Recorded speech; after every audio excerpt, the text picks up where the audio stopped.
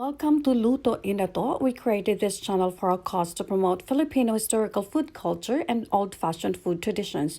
We are advocates of Cebu food revolution to promote food as medicine, slow food movement to promote heritage food, and communities for alternative food ecosystems initiatives for health and sustainability. We are home chefs and we cook to make a difference.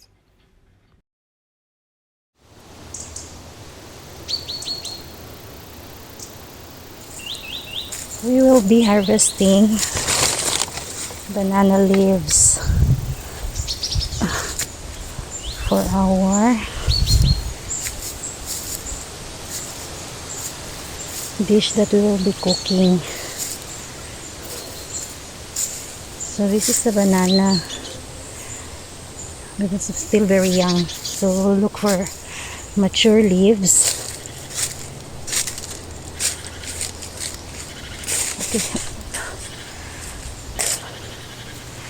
Okay, this one is already mature.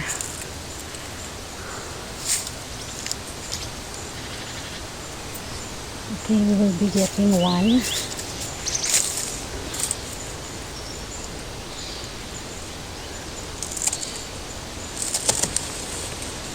Okay.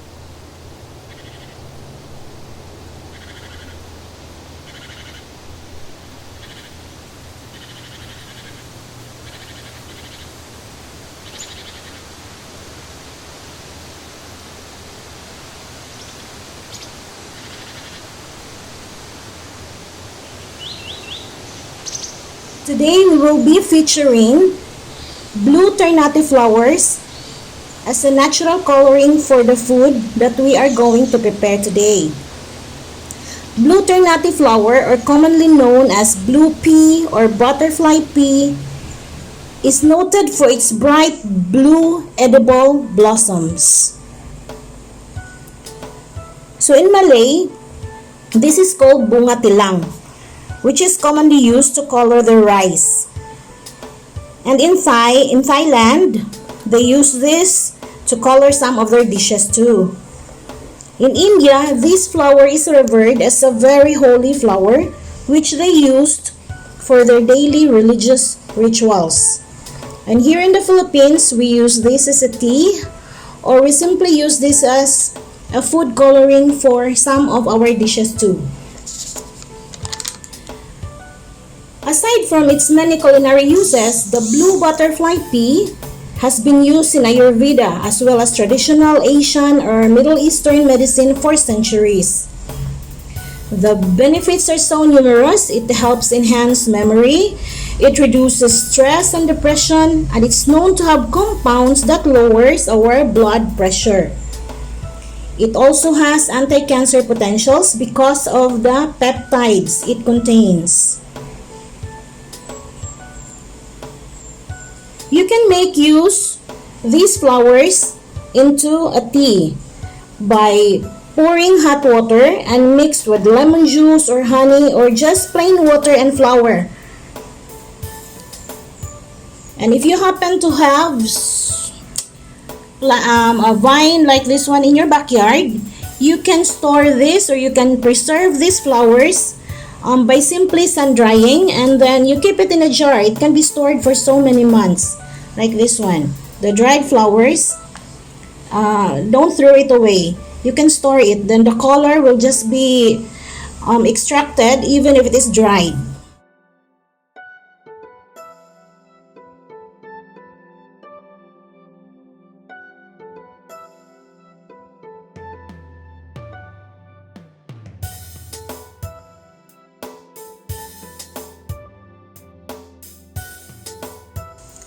We will now be steaming our sticky rice.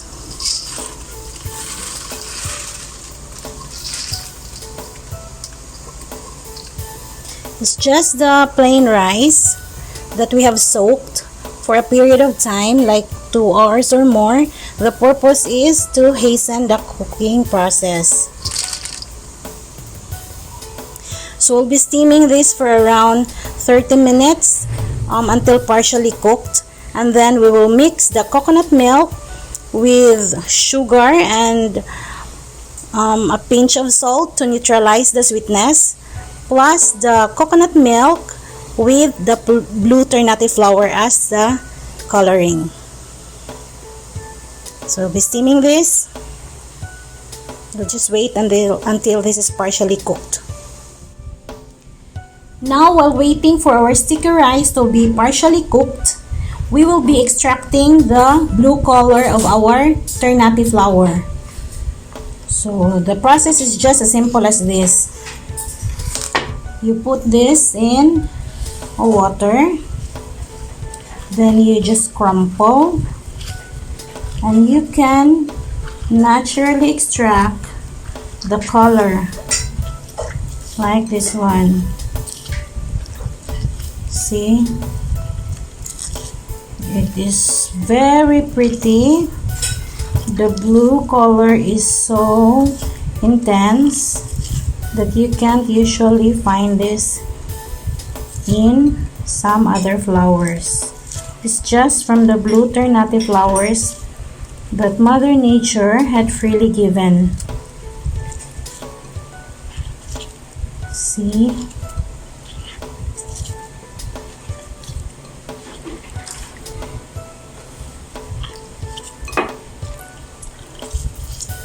Just crumple it.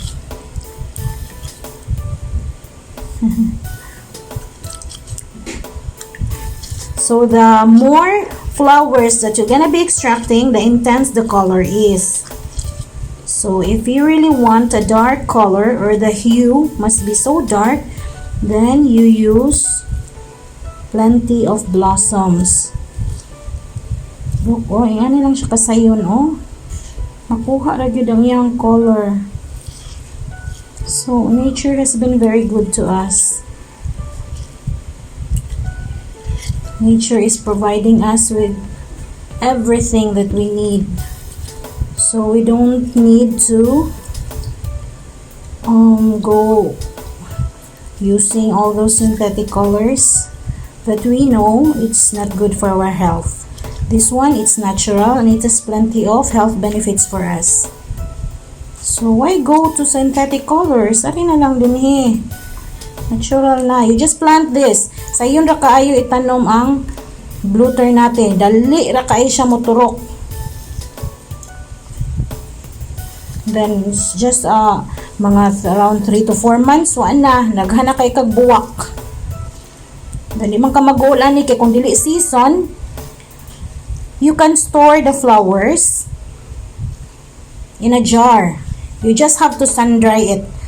Sayon ra kayo mag-extract sa iyang color. Igo ra siya i-dehydrate, butangan siya initubig, ma-dehydrate na siya balik, and then ma-extract na sad nimo balik ang iyang color. Ing ana simple. We'll be straining this so we can get rid of the petals that we don't need. Now we will be straining our liquid.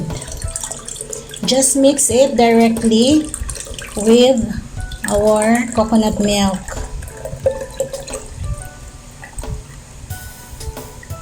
See, we have a very pretty blue color.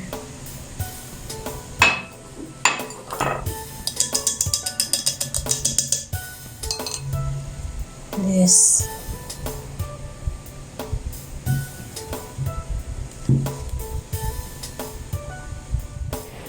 Now we will be mixing our sugar directly into the coconut milk and the blue ternate mixture. Mix it.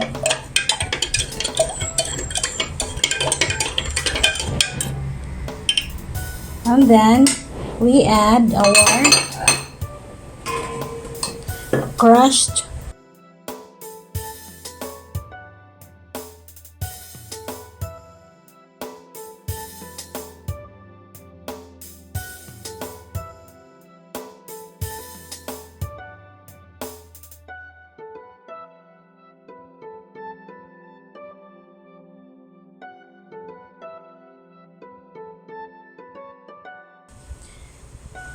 Now our sticky rice is partially cooked. So we'll be getting this one so that we can mix it with our coconut milk.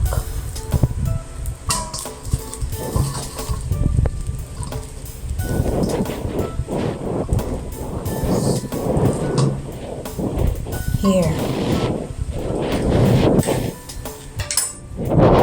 This is partially cooked sticky rice. So we'll be adding our mixture, the blue ternate flour blended in water with the gata or the coconut milk plus sugar and the ginger. Okay, look at the color, it's so pretty. Actually, you can directly mix this coconut milk directly from the steamer there on your pot. But then for presentation purposes, I mix this here in a bowl, in a mixing bowl, so that you can clearly see how this mixture is properly incorporated.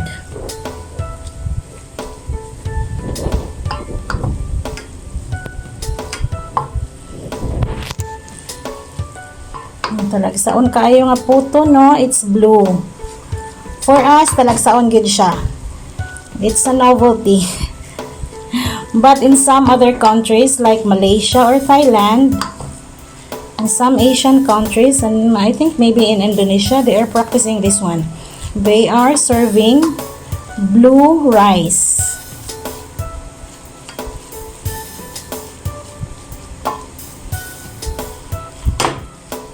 Okay, now we will be returning this to the pot to continue cooking.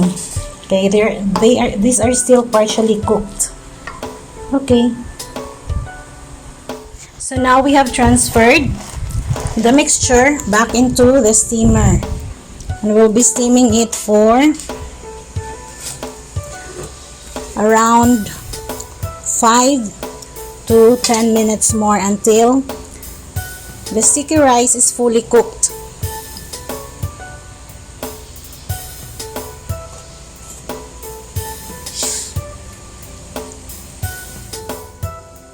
We'll check if our Puto Maya is already cooked. Get a pinch. Yeah, it's already done. Turn off the heat. Then we will serve our freshly cooked blue Puto Maya. Now our Puto Maya is already cooked. See how pretty it is? Then we shall be plating this one. We will be putting this in fresh banana leaves, which I have cut into strips around 2 inches here. And we shall be assembling this into a cone, like this one. Cone. See? Then you get your Puto Maya, put it inside the cone and press.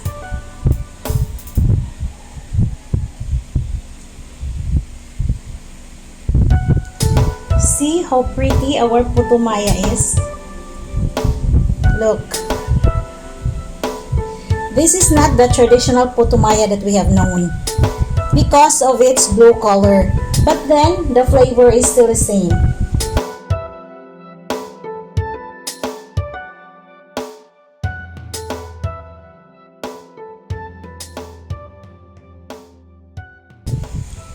So here, our finished product, our blue ternate Puto Maya, or the bluebell rice cake.